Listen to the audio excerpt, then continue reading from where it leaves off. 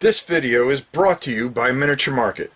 Thousands of board games, miniatures, and paints, discount prices at miniaturemarket.com. Hello everybody, here we are with the top 20 games of 2017. Now we did 20 to 11, you could probably check that video out on the channel, but right now we're going to be talking about the top 10 games of the year, and with my special guest star who helped me with this list, Cthulhu Kitty. Thank you, Cthulhu. We really appreciate it. So, let's, without further ado, get to our top 10. And number 10 was a game I discovered at Origins. It was an older game, but it didn't have any figures. But the designer, Jeff, had done a wonderful job redoing this and gave you a box that was 20 pounds of game, and not only game but great game, and that's Battle Stations. This is a role-playing game to the nth degree, and I think this is just one of the most fantastic games I've played this year.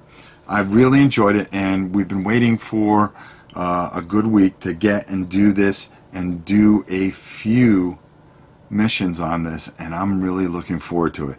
I mean, just there's so much going on, and it's just so much fun, and I'm just looking forward to getting this done live and having you all enjoy this. And number 9 is a game that caught me by complete surprise. It was something that I saw on Miniature Market, and I said, well, you know, I always like dungeon crawls, but I would like a game that actually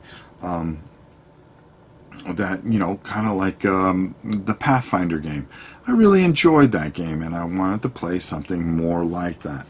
So when I saw Dark Eye Ventura, I said, I've got to definitely check this out. Well, I checked it out, and I have to say this is absolutely fantastic. Anytime you can take and play it head-to-head like Magic, and take your character and play against another player, but then team up and go on an adventure. There's a lot of game in this box. The art is beautiful. This is fantastic. And this game has made it at number 9. At number 8, well, this one I was so excited for. It wasn't a disappointment. The jury's still out on it a little bit, but I've always been a fan of Necromunda. Now, Necromunda is a fantastic game. Some of the new rules, but they have a way that you can implement the old rules with the old rule book. It's kind of an expansion to it. I really like everything they did. I love all the scenery that comes with this. I love the board, how you play it on the board, or you can play it in a industrial yard like we used to back in the day. A little bit of something for everybody, and I'm really enthused about this game. And of course the miniatures are just absolutely fantastic, so what else can you say about it? So at number 8, Necromunda. And number 7 was a game that I was able to get my hands on finally at Origins, and we decided to play it that very evening. And yes, that is Swords and Sorcery. Sam and I got a chance to play, and we were taught by some people, and we actually had 5 people playing together, and it was a lot of fun. I really enjoyed it, but it was very long. When I got it home and we played with 3 players, the game moved a lot quicker.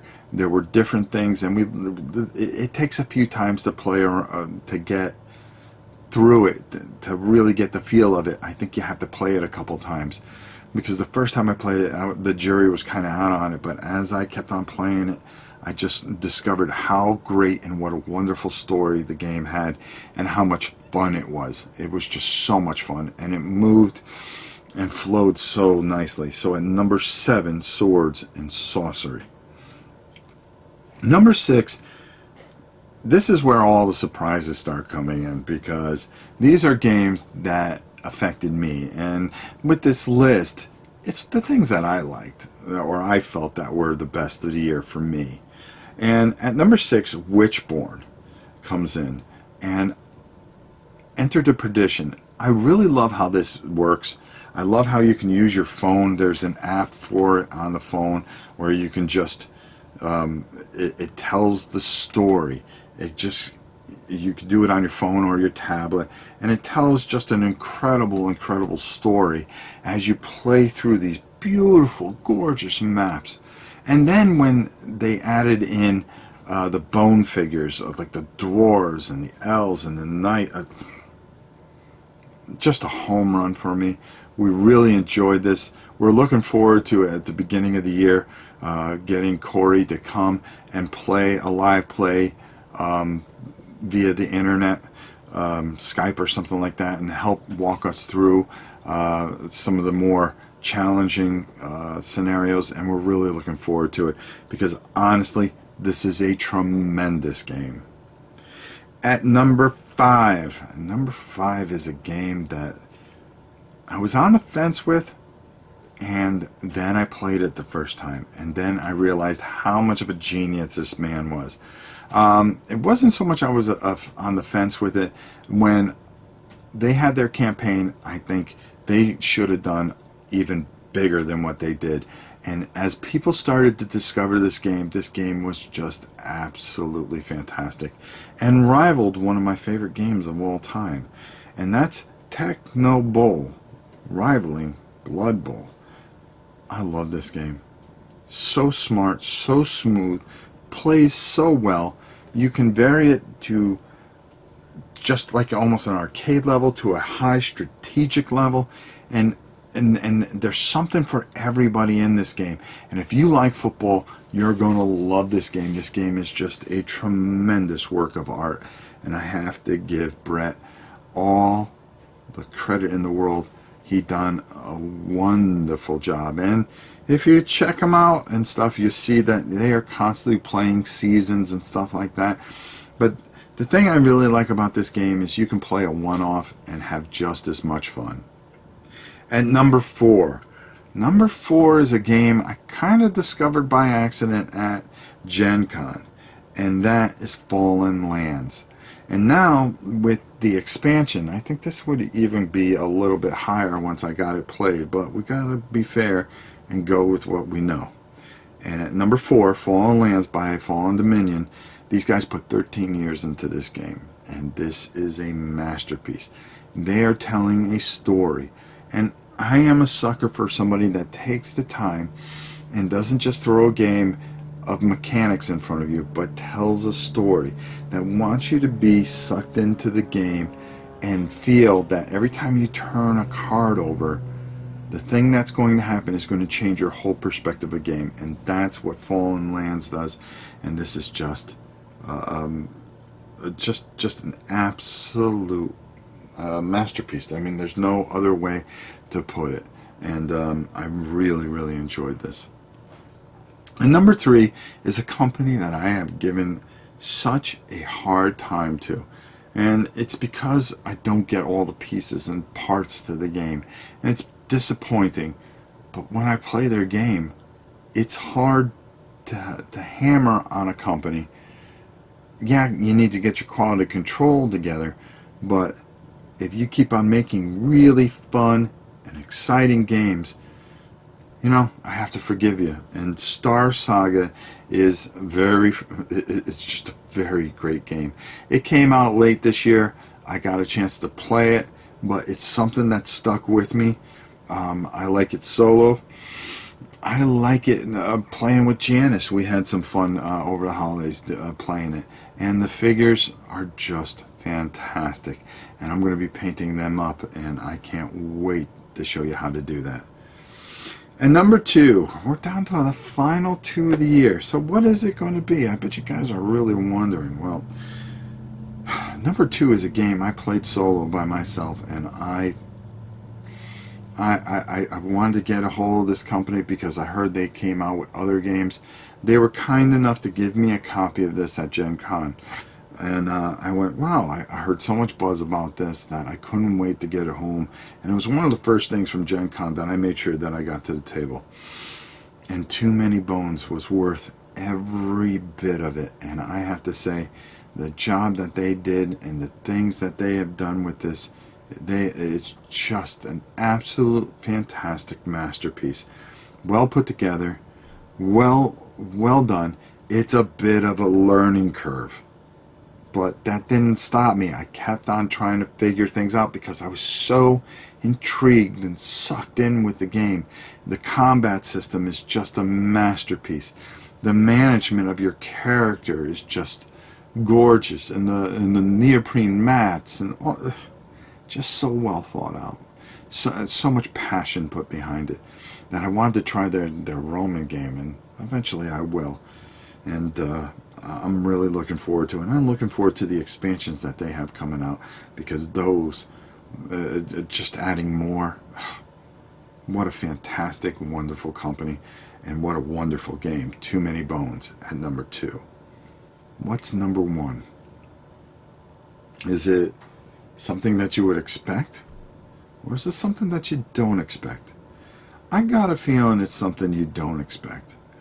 And this game I had so much fun with, just playing, just the whole experience with it, the way you can tell a story with it, the way you can, the mechanics of it, the way you can develop your characters and things like that. Those things are all very important to me, and it includes one of my most favorite subjects of all: wrestling.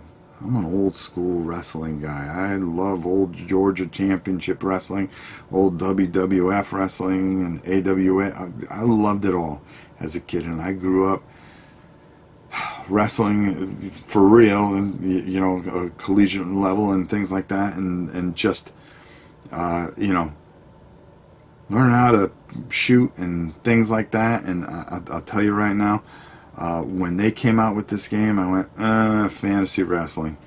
I go, it's probably like some of the other wrestling games they came out with. Well, Mr. Mikowski, thank you very much for the Christmas gift. But when I was able to open this up and go right at it and start messing around with it and just reading about it and learning about it and playing it time after time, and I was completely blown away. It is Blood Bowl on steroids times 20. And that's the way I look at it, because there's a very strategic movement. Each movement and knockdown means something, and trying to protect your wrestlers and keep them from being thrown out, and rolling the dice and getting bad rolls, and trying to do abilities and failing. Just fantastic. And this, Rumble Slam It, is my game of the year. This is a masterpiece. I loved it. I enjoyed it, and I had a great time playing it, and I hope you guys can get your hands on one and play it too. And to the company, mass produce this thing. People will come, and I'm telling you, this is a home run. Rumble Slam makes my 2017 Game of the Year list. So, there you have it. A lot of surprises in there, but hey, I look at things a little differently and through different colored glasses. Maybe you disagree. Maybe you don't like what I picked. Well, that's okay. That's why we have comments below. And put in the things that you really liked, or maybe the things that you didn't like on the list. Of course, do it constructively, please. But I look forward to hearing from you all, and I hope you enjoyed this, and I hope you all have a safe new year. But most of all, we're coming up to another year of games and conventions, just like that. And what's going to be 2008's big surprise? Well, there's only one way to find out, and that's to live it each day and do it together here at my channel, Rob Orn. And until next time, for Cthulhu Kitty and myself, we'll see you soon.